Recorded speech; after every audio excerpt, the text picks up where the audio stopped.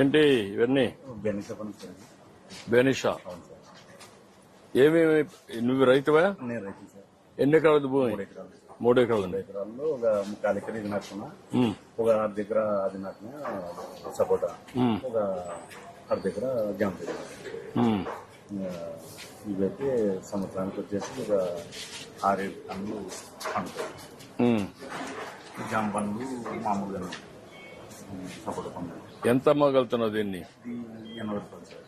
ఇది నువ్వు రేటు ఇప్పుడు చేసావు కదా ఏమ్మా? 3 రేట్లు. ఉమ్. 3 రేట్లు ఎంత రాస్తే అంత. ఇప్పుడు నువ్వు ఎంత డిసైడ్ చేస్తున్నావు? 80 రూపాయలు. 80 రూపాయలు డిసైడ్ చేస్తున్నావు. సారులు రాస్తే సార్ ఉమ్. కేజీ 80 రూపాయలకు అమ్ముతున్నావు. అందులో దీనికి మందు కాదు కదా సార్, ఆర్గానిక్ చేస్తున్నావు. సర్టిఫికేషన్ ఉందా నీకు? సర్టిఫికేషన్ ఉందా? ట్రేసబిలిటీ సర్టిఫికేషన్ కూడా వస్తుంది ఇప్పుడు.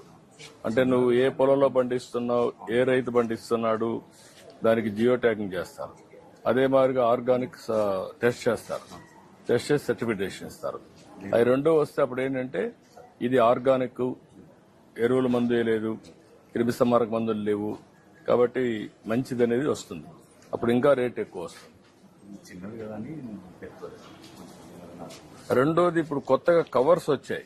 అవును సార్, ఇచ్చినారు సార్. నాకు ఇచ్చారా? ఇచ్చినారు, పెట్టినాను. నేను కవర్స్ పెట్టావా? పెట్టాను. ఈ గేమ్ ఏం లేదు, డిపార్ట్మెంట్ వాళ్ళు ఇచ్చినారు సార్. ఇచ్చారా?